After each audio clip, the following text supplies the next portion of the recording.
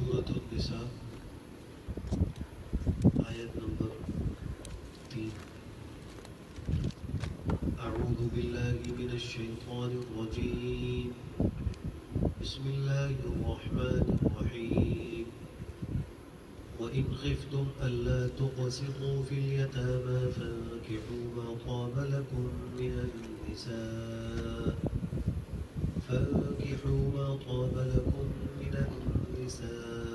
مَثْنَى وَثُلَاثَ وَرُبَاعَ فَإِنْ خِفْتُمْ أَلَّا تَعْدِلُوا فَوَاحِدَةً أَوْ مَا مَلَكَتْ أَيْمَانُكُمْ ذَلِكَ أَدْنَىٰ أَلَّا تَعُولُوا. اس سے پہلی آیت میں اللہ سبحانہ وتعالیٰ نے یتیموں کو ان کا حق دینے کا حکم ذکر فرمایا تھا، اور ہم نے عرض کیا تھا کہ زمانہ جاہلیت میں عربوں کے ہاں یتیم کے متعلق بڑی راہ روی پائی جاتی تھی، بڑا ظلم اور زیادتی ہوا کرتا تھا. اس آیت میں بھی اللہ سبحانہ وتعالیٰ نے انداز اور تعبیر بدل کر جو حقوق مسلمانوں کے ذمے ہیں یا ان کے سرپرستوں کے ذمے ہیں ان کو ادا کرنے کا حکم ارشاد فرمایا. اور عربوں کے ہاں یتیموں پر ظلم کی ایک صورت یہ ہوتی تھی، لڑکی کا والد انتقال کر جاتا اور وہ بچی اپنے قرابت داروں میں سے کسی کی پرورش میں آ جاتی، تو پھر دو باتوں میں سے ایک بات ہوتی تھی. کبھی تو ایسا ہوتا تھا کہ وہ لڑکی ہوتی تھی اور صاحب اصول مال بھی ہوتی تھی، یعنی اس کو میراث میں اچھا خاصا مال ملا ہوتا تھا اور ظاہری شکل صورت بھی خوبصورت ہوتی تھی. تو وہ لوگ ایسی لڑکیوں سے نکاح کر لیا کرتے تھے اور ان کے مال پر قابض ہو جایا کرتے تھے. اور اگر دوسری صورت یہ ہوتی تھی کہ وہ لڑکی خوبصورت نہ ہو لیکن اس کے پاس مال ہو تو اس کا نکاح کہیں اور نہیں کرتے تھے اور بادل ناخواستہ ان یتیم لڑکیوں سے نکاح کر لیا کرتے تھے، اس خوف سے کہ اگر ان کا نکاح کہیں اور کرائیں گے تو ان کا مال جو ان کو ملا ہے وہ ہمارے پاس سے نکل جائے گا اور جو ان کا شوہر ہوگا وہ لے لے گا کہ اپنے ساتھ یہ نکاح کے بعد وہ مال لے جائیں گے. صورتوں میں وہ اس کو اپنے نکاح میں تو رکھ لیا کرتے تھے لیکن اس کے حقوق کا بالکل خیال نہیں کرتے تھے، مقصد بس اس کے مال کو ہڑپ کرنا ہوتا تھا. اللہ سبحانہ وتعالیٰ نے اس ظلم و زیادتی سے منع فرمایا اور ارشاد فرمایا کہ وَإِنْ خِفْتُمْ أَلَّا تُقْسِطُوا، اگر تم کو ڈر ہو کہ تم انصاف نہ کر سکو گے فِي الْيَتَامَى یتیموں کی، فَانكِحُوا پس تم نکاح کرو مَا طَابَ لَكُم مِّنَ النِّسَاء جو تم کو اچھی لگے عورتوں میں سے، مثنیٰ وثلاث ورباع دو دو اور تین تین اور چار چار. تو اگر دیگر خواتین سے تم نکاح کرو گے تو ان کا تو خاندان بھی ہوگا، سرپرست بھی ہوگا. اگر ان کے حقوق میں کوئی کمی ہوگی تو پھر وہ لوگ خود، لیکن یتیم لڑکیوں کا تو کوئی پرسان حال ہی نہیں ہوتا تھا. تو اس صورت میں جب ان پر ظلم و زیادتی کو یہ روا کر لیا کرتے تھے تو اسی صورت میں کوئی ان کے مد مقابل نہیں ہوتا تھا. اس لیے فرمایا کہ اگر تم کو ڈر ہے کہ تم انصاف نہیں کر سکو گے یتیم لڑکیوں میں تو پھر تم نکاح جو ہے وہ جن کو تم پسند کرو یتیموں کے علاوہ خواتین ان سے کر لو، لیکن یاد رکھو کہ وہ 2 3 اور 4 تک کی اجازت ہے. ایک وقت 4 سے زیادہ تم اپنے نکاح میں عورتوں کو نہیں رکھ سکتے. فَإِنْ خِفْتُمْ أَلَّا تَعْدِلُوا فَوَاحِدَةً، اگر تم کو ڈر ہو کہ تم انصاف نہ کر سکو گے تو ایک ہی پر اکتفا کرو، ایک ہی سے نکاح کرو. اس لیے کہ اگر انسان ایک سے زائد نکاح کرے تو دونوں بیویوں میں یا 3 بیویوں میں یا 4 بیویوں میں مساوات کا قائم کرنا ضروری ہے. مساوات نان نفقے میں، خرچے میں، باری مقرر کرنے میں اور حسن سلوک کے اندر یہ ضروری ہے. البتہ جو قلبی تعلق ہے اس میں انسان کو اختیار کوئی نہیں، تو اس میں مساوات کا وہ پابند بھی نہیں. خود سرکار دو عالم خاتم النبیین صلی اللہ علیہ وسلم نے متعدد نکاح فرمائے اور ان کے درمیان برابری بھی قائم فرمائی، لیکن آپ کو قلبی محبت اپنی ازواج میں سب سے زیادہ حضرت صدیقہ عائشہ کے ساتھ تھی، قلبی محبت سب سے زیادہ انہیں سے تھی رضی اللہ تعالیٰ عنہ۔ تو آپ نے برابری قائم کرنے کے بعد اللہ سے دعا فرمائی کہ اللہ یہ میری ایک تقسیم ہے جو میں نے کر لی، لیکن دل پر میرا اختیار نہیں کہ میں اس دل سے محبت جتنی ایک سے کرتا ہوں اتنی دوسری سے بھی کروں، ہی میرے اختیار میں نہیں، تو آپ مجھے معاف فرمائیں۔ تو جو دل اور قلب کا تعلق ہے اگر اس میں برابری نہیں کر پاتا کوئی حرج کی بات نہیں، لیکن گفتگو میں، مال خرچ کرنے میں، رہائی دینے میں اور اس کے پاس رات گزارنے میں برابری ضروری ہے۔ اگر اس کی خلاف ورزی کرے گا تو حدیث شریف میں وعید ہے کہ کل قیامت میں اللہ کے حضور اس حال میں پیش ہوگا کہ اس کے جسم کا ایک حصہ وہ مفلوج ہوگا اور سارے اولین و آخر اس کو دیکھ رہے ہیں، وہ شخص بیویوں کا تعلق قائم نہیں کرتا۔ او ما ملکت ایمانکم، یا تم اپنی لونڈیوں سے نکاح کر رہے ہو، یعنی اگر تم ایک سے زائد بیویوں میں برابری نہیں کر سکتے تو ایک پر اتفاق کرو، یا اپنی لونڈیوں کنیزوں سے نکاح کرو، اس لیے کہ جو آزاد عورت کے حقوق ہیں وہ کنیز کو حاصل نہیں ہوتے، وہ تو انسان کی مملوک ہوتی ہے، اور آزاد عورت انسان کی مملوک نہیں ہوتی۔ تو اگر کسی کو یہ شبہ ہے کہ میں عدل قائم نہیں کر سکوں گا تو باندھی سے نکاح کر لوں۔ اب یہاں یہ بات بھی یاد رکھنے کی ہے کہ باندھی کہتے کسے ہیں اور اس زمانے میں اس کا کیا تصور ہے۔ باندھی وہ عورت بنا کرتی تھی کہ جب مسلمانوں کی کسی کافر قوم کے ساتھ جنگ ہوتی تھی اور وہ قتال کرتے تھے، قتال کی صورت میں کچھ عورتیں کافروں کی قید ہو کر مسلمانوں کے قبضے میں آ جایا کرتی تھی، صورتیں ہوتی تھی۔ کبھی تو ایسا ہوتا تھا کہ ان قیدیوں کو تبادلے میں رہا کیا جاتا تھا، اس لیے کہ جنگ ہے، جنگ میں کبھی ان کے لوگ قید ہو گئے، کبھی یہاں کے لوگ قید ہو گئے، تو جو یہاں کے قیدی ہوتے تھے ان کو چھڑانے میں تبادلے کے طور پر ان عورتوں کو آزاد کیا جاتا تھا۔ ایک صورت یہ ہوتی تھی کہ کچھ فدیہ اور مال لے کر ان کو آزاد کیا جاتا تھا، اس لیے کہ تم کو ہم نے اپنے پاس رکھا ہے، خرچہ وغیرہ ہوا ہے، اتنے پیسے دو تم آزاد ہو۔ اور ایک صورت یہ ہوتی تھی کہ ان کو مسلمانوں کا امیر اپنے لشکر میں سے تقسیم کر کے کسی کو دے دیا کرتا، بھائی یہ تمہاری، یہ تمہاری۔ تو اس تقسیم میں چونکہ وہ سیدھے ہاتھ سے اس باندھی کا ہاتھ اس آدمی کے سیدھے ہاتھ میں دیا کرتا تھا، تو عربی زبان میں اس کو ملک یمین سے تعبیر کیا جاتا ہے۔ ملک مانا مالک بننا، یمین کا مانا سیدھا ہاتھ۔ اب یہاں بھی دیکھ لفظ آیا او ما ملکت ایمانکم، یا وہ عورتیں جن کے مالک تمہارے سیدھے ہاتھ ہوئے، چونکہ وہ دیتے وقت سیدھے ہاتھ کا استعمال کرتے تھے، اور لینے اور دینے کے اندر حکم بھی یہ ہے کہ انسان سیدھے ہاتھ سے کوئی چیز دے یا لینے والا سیدھے ہاتھ سے چیز کو لے، اور جو خسیس اور دری قسم کے کام ہیں وہ ہم الٹے ہاتھ سے کرنے چاہیے۔ سر ہے، ناک صاف کرنی ہے، یا کوئی اور ایسی صفائی وغیرہ کرنی ہے تو اس میں الٹا ہاتھ کا استعمال ہو۔ سلام کرنا ہے، کھانا کھانا ہے، کسی کو کوئی چیز پکڑانی ہے، کتاب اٹھانی ہے، تو اس کے لیے سیدھے ہاتھ کا استعمال کرنا چاہیے۔ تو چونکہ وہ خواتین بطور مل کے سیدھے ہاتھ میں دی جاتی تھی، اس لیے ان کو کہا جاتا کہ یہ مل کے یمین کے ساتھ ہمیں ملی ہے، اور قرآن کریم بھی کہتا ہے ما ملکت ایمانکم۔ تو ایسی خواتین پر کنیز کا اطلاق ہوتا تھا۔ تو اگر وہ یہود و نصارہ کی کسی قوم کی ہوتی تھی تو ان سے زن و شوئی کا تعلق قائم کرنے کی بھی اجازت ہوتی تھی۔ تو اگر کوئی آدمی آزاد عورت سے نکاح نہ کر سکے یا اس کو اپنی ذات پر بھروسہ اور اعتماد نہ ہو تو فرمایا تو باندھیوں سے نکاح کرو۔ اس زمانے میں ایسی صورت فی الحال نظر نہیں آ رہی کہ کوئی عورت کسی کی باندھی۔ شریعت میں اگرچہ یہ حکم ابھی بھی موجود ہے کہ جنگ کے موقع پر ایسے جو کافر خواتین قبضے میں آئیں تو وہ ملک شمار ہوتی ہے اور وہ باندیاں بن جاتی ہیں، لیکن چونکہ اس زمانے میں اس پر عمل درآمد نہیں ہوتا تو یہ حکم منسوخ تو نہیں، لیکن کوئی آدمی اب کسی عورت کو باندھی بنا کر اپنے پاس رکھ نہیں سکتا۔ بہت سے لوگ عورتیں اغوا کر لیتے ہیں، کہتے ہیں ہماری باندھی۔ یہ سب حرام کاری ہے، ناجائز ہے، اور ایسے لوگوں کو سخت سزا ملنی چاہیے تاکہ معاشرے میں اس قسم کی زیادتی کو نہ کر سکے۔ اس آیت میں جو دوسرا ایک حکم ہے وہ ایک سے زائد نکاح کا ہو، تعدد ازدواج جسے زائد نکاح کی اجازت تھی کتابوں میں بھی تھی اور نصارہ کے بھی تھی، اور ہندوؤں کی جو ویدک تعلیم ہے اس میں بھی ایک سے زائد نکاح کی اجازت تھی۔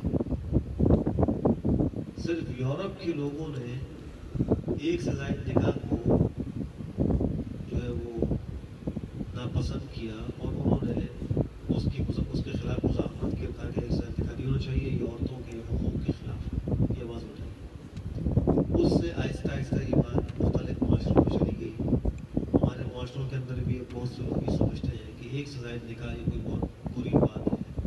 ایک بیوی کے ہوتے ہوئے دوسرے نکاح کو بہت سے مسلمان اچھی نگاہ سے نہیں دیکھتے، یہ عمل قابل اصلاح ہے، یہ بات ٹھیک اور درست نہیں ہے۔ اور خود یورپ کے لوگ اور جو ان کے ماہرین ہیں اب اس نتیجے پر پہنچ رہے ہیں اپنے معاشرے کی بے روی کو دیکھ کر کہ ایک سے زائد نکاح کی اجازت دینی چاہیے۔ اب وہ سمجھ رہے ہیں۔ ایک فاضل عیسائی ہے، وہ اپنی کتاب میں لکھتا ہے کہ انجیل کی بہت سی آیات سے یہ بات ثابت ہوتی ہے کہ تعدد ازدواج نہ صرف یہ کہ پسندیدہ ہے بلکہ باعث برکت ہے۔ اس کا اقرار وہ خود کر رہا ہے۔ ایسے ہی جان ملٹن کے نام سے ایک عیسائی ہے، اس نے بھی تعدد ازدواج کی حمایت کی۔ اسی طریقے سے ہندوؤں کی جو ویدک تعلیم ہے اس میں بھی ہے، اور ان کے یہاں بھی کئی بیویاں لوگ رکھا کرتے تھے اور وہاں تو کوئی تحدید ہی نہیں تھی۔ اسلام کے شروع کے زمانے میں بھی تعدد ازدواج رہا، لیکن تحدید کے بغیر رہا، جیسے ہندوؤں کے ہاں اور عیسائیوں کے ہاں اور یہودیوں کے ہاں تحدید کے بغیر۔ تحدید کا مطلب کوئی قید نہیں تھی، 10 بیویاں ہو، 20 ہو، 25 ہو، 30 ہو، حقوق کی ادائیگی مساوات کا کوئی خیال نہیں ہوتا تھا، لیکن بس نکاح کی کثرت ہوا کرتی۔ اسلام کے شروع میں بھی ایسے ہی رہا، لیکن پھر قرآن کریم نے حد بندی کی، تعدد ازدواج کو تو جائز قرار دیا کہ ایک سے زائد نکاح کرنا جس کو قدرت و طاقت ہو، مساوات قائم کر سکتا ہو، اس کے لیے بالکل درست اور ٹھیک ہے، لیکن تحدید یہ ہے کہ بیک وقت 4 سے زائد وہ نہیں کر سکتا۔ چنانچہ بہت سے حضرات ایسے جو اسلام میں جب داخل ہوئے تو ان کے نکاح میں 4 سے زائد بیویاں تھیں۔ غیلان بن اسلمہ ثقفی ایک صحابی مسلمان ہوئے، ان کے نکاح میں اس وقت 10 بیویاں تھیں، اور انہوں نے آپ صلی اللہ علیہ وسلم سے عرض کیا کہ میرے نکاح میں 10 بیویاں، میرے لیے کیا ہوگا؟ فرمایا کہ 4 کا انتخاب کر لو، بچے کو چھوڑ دو۔ تو وہ اختیار ہے، اور 10 میں سے 4 اپنے پاس رکھا۔ چنانچہ انہوں نے 6 کو طلاق دے دی اور 4 ان کے نکاح میں رہے۔ آپ صلی اللہ علیہ وسلم کی وفات کے بعد صدیق اکبر کا زمانہ آیا، وہ اس میں بھی رہے۔ حضرت فاروق اعظم کے زمانے میں انہوں نے ان 4 بیویوں کو بھی طلاق دی، ان سے ان کی اولاد بھی تھی۔ حضرت عمر فاروق نے ان کو بلا کر کہا دیکھو تم نے 4 بیویوں کو جو طلاق دی ہے وہ اس لیے دی ہے تاکہ تمہارے مرنے کے بعد تمہارے مال کی میراث ان کو نہ ملے، چنانچہ تم رجوع کرو اپنی طلاق سے اور تم کو سخت سزا دی جائے گی۔ معلوم یہ ہوا کہ بیویوں کو طلاق دینا میراث سے محروم کرنے کے لیے، یہ بھی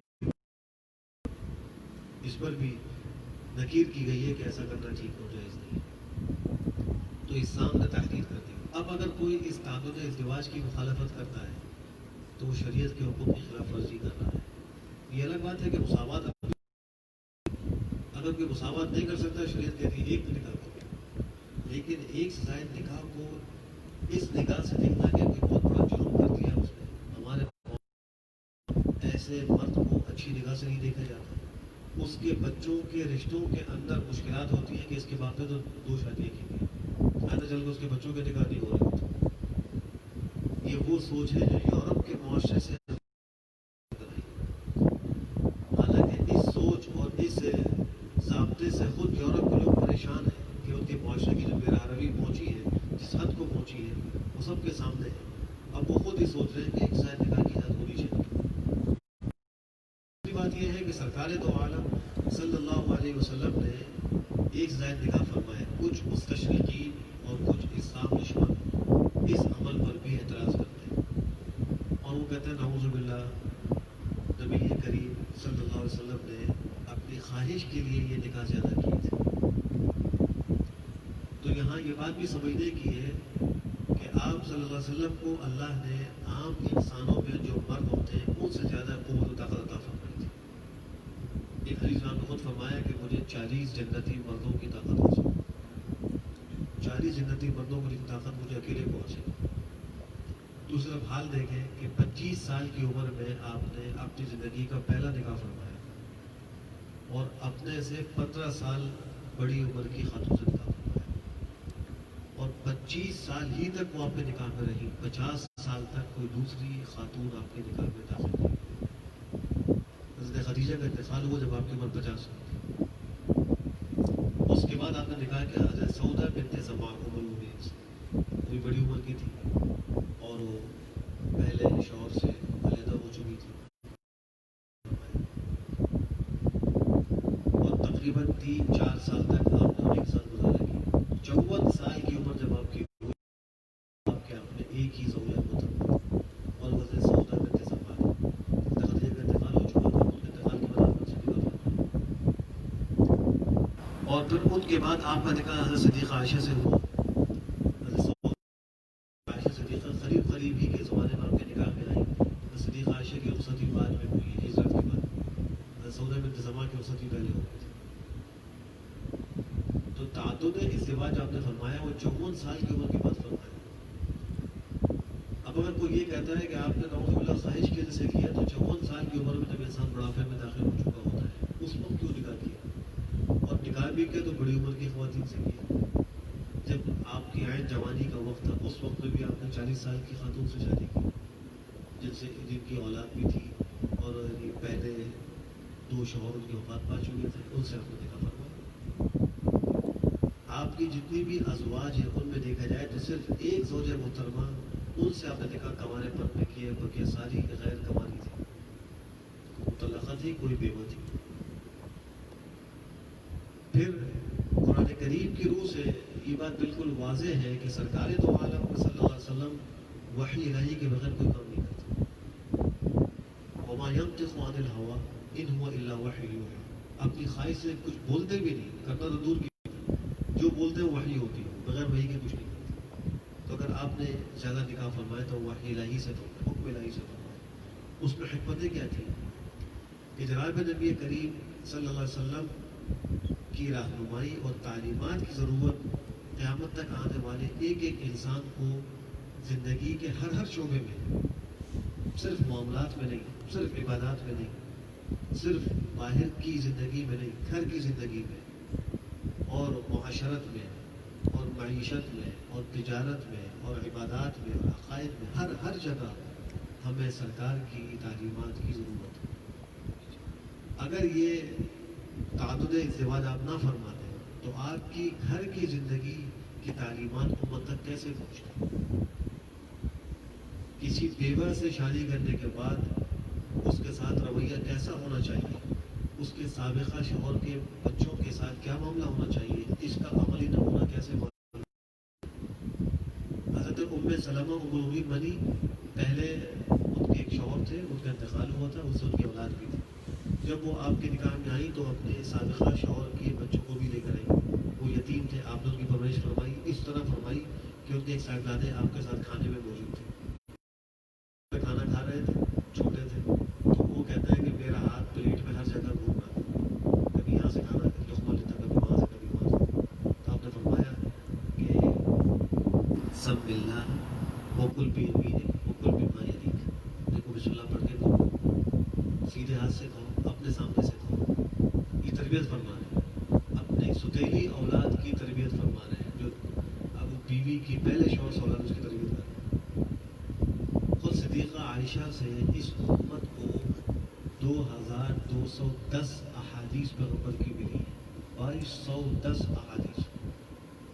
اگر آپ کے نکاح میں وہ نہ آتی اور آپ کے عمل کو نہ دیکھتی تو امت تک یہ علم کیسے پہنچتا. اور پھر آپ کی وفات کے بعد کتنے سال تک وہ فتویٰ دیتی رہی. 200 سے زائد ان کے شاگرد جن کو انہوں نے یہ دین پہنچایا. حضرت ام سلمہ سے 378 روایات مروی ہیں. تو حکمت یہ ہے کہ امت تک چونکہ آپ کی زندگی کے ہر پہلو کی تعلیمات پہنچانی تھی, اس لیے اللہ نے تکوینی نظام فرمایا اور آپ کو اس ازدواج کے تعدد کی اجازت دی اور آپ نے نکاح فرمایا. اب دو باتیں ہیں. ایک بات تو یہ کہ تعدد ازدواج کو شریعت کا حکم سمجھا جائے, جس کی اجازت ہے, اور جو آدمی اس پہ عمل کرے اس کے ساتھ ناروا سلوک نہ کیا. بہت سی خواتین وہ اپنے شوہروں کو دوسرا نکاح نہیں کرنے دیتی, اور نکاح کرنے کی صورت میں وہ اپنے گھر اٹھ کے چلی جاتی ہے یا ندی کو غلبہ کر دیتی ہے. ان خواتین کو بھی اپنے معاملات ٹھیک کرنے چاہیے. شریعت نے جو حق مرد کو دیا اس کو تسلیم کرنا چاہیے. دوسری طرف جو مرد ایک زائد شادیاں کر رہے ہیں ان کی رہنمائی یہ ہے کہ بے انصافی نہ کریں, زیادتی نہ کریں, عدل قائم کر لیں.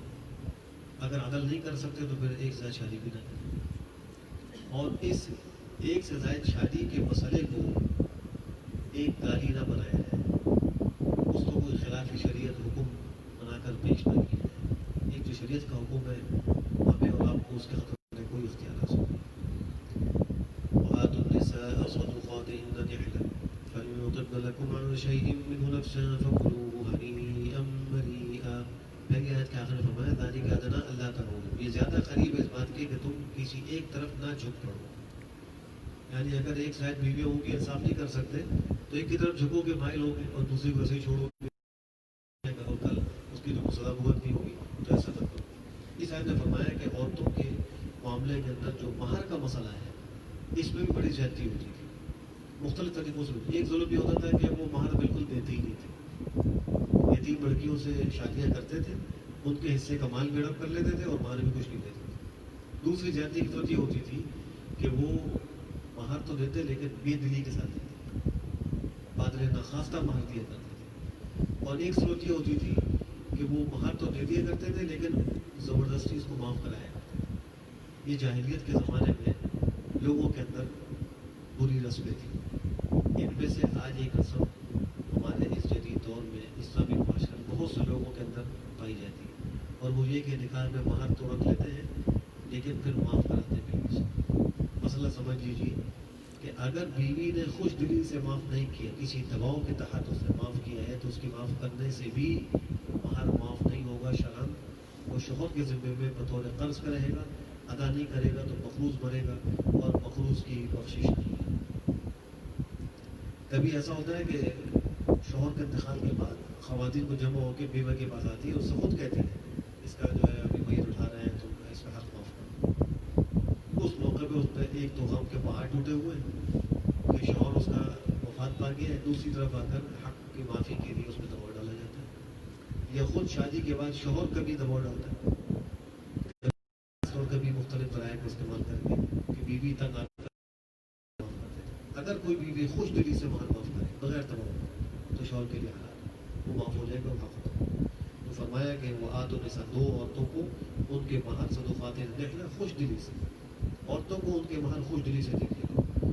فإن طبن لكم عن شيء منه نفسا, اگر وہ تمہارے لیے خوشی سے اس مہر میں کوئی چیز چھوڑ دے تم اس کو کھاؤ, مزیدار, خوشگوار, رشتہ بشتہ تمہارے لیے حلال ہے, کھا سکتے ہو. اللہ ہم سب کو احکام شرع پر عمل کرنے. ایک سوال ہے, مطلب یہ کہتے یہ ہیں کہ اگر آپ معاف بھی کروانا تو پہلے اس کو دے دیں.